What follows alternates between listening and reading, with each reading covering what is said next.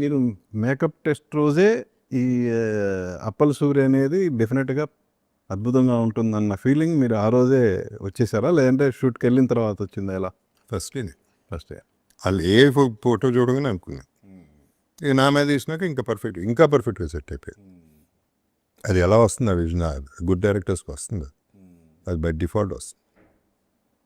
ఇప్పుడు రంగస్థలంలో ప్రెసిడెంట్ పాత్ర ఆ టైంలో హీరో 'రామ్ చరణ్' ఆయనతో journey.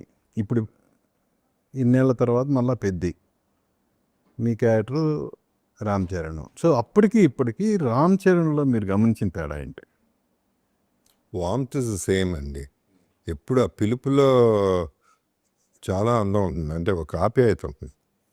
So it's a nice feeling. అంటే తనతో ఫ్రీగా ఉండొచ్చు, ఇమీడియట్గా అనిపించవచ్చు. Most of the big actors అందరూ అట్టగా ఉన్నారండి. నిజం చెప్పాలంటే ఎవరు కూడా నాకు వీళ్ళతో ఆలోచించి మాట్లాడాలి, వీళ్ళతో రిజర్వ్డ్గా ఉండాలి, వీళ్ళతో మాట్లాడకూడదు అవేవి లేవు ఎప్పుడు. ఎందుకంటే ఎప్పుడు డౌన్ టు ఎర్త్గానే ఉన్నారు మన వాళ్ళందరూ కూడా. So I did not find an issue with anybody. And Ram చరణ్లో ఎక్స్ట్రా ఎఫెక్షన్ ఉంటుంది, ఒక టచ్ ఉంటుంది, ఒక ఫీల్ ఉంటుంది. సో అది నాకు ఒక చిన్న రిటర్న్ గిఫ్ట్ కింద ఇప్పుడు 'పెద్ది' అనే సినిమా ఇచ్చారు. So I thought okay, I should impress Ram Charan and Buchi with the film. Forget about నా పేరు రావటం పక్కన పెడితే వాళ్ళిద్దరూ కరెక్ట్ చాయిస్ చేసాం అనేది వాళ్ళిద్దరు ఫీల్ అవ్వాలనేది నా గోల్.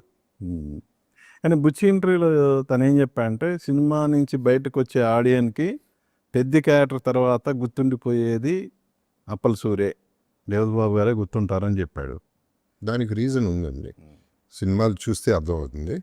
గ్యారంటీగా అది బాగా చెప్పాడు, thanks to Buchi. But the thing is అది క్యారీ అవుతుంది ఆ క్యారెక్టర్.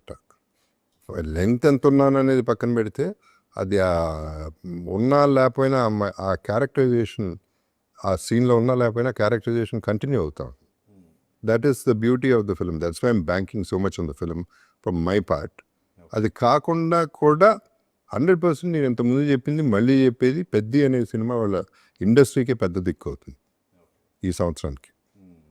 ఇవాళ ఉన్న క్రైసిస్కి, రకరకాల క్రైసిస్కి, ఇండస్ట్రీ ఉన్న పరిస్థితికి, సినిమాలకి, థియేటర్స్కి, వాట్ ఎవర్ రీజన్స్, ఇది మళ్ళీ ఊపిరి. ఇప్పుడు క్రికెట్ ఆడేటప్పుడు జనరల్గా 4-5 వికెట్లు టపటప పోతే ఒక 6వ వికెట్ ఆడు కొట్టం మొదలు పెడితే మళ్ళీ ఆక్సిజన్ అందరికీ హోప్ పెరుగుతుంది. అలాంటి సినిమా ఇది. మళ్ళీ హోప్, ఇండస్ట్రీకి ఒక హోప్ ఇచ్చే సినిమా.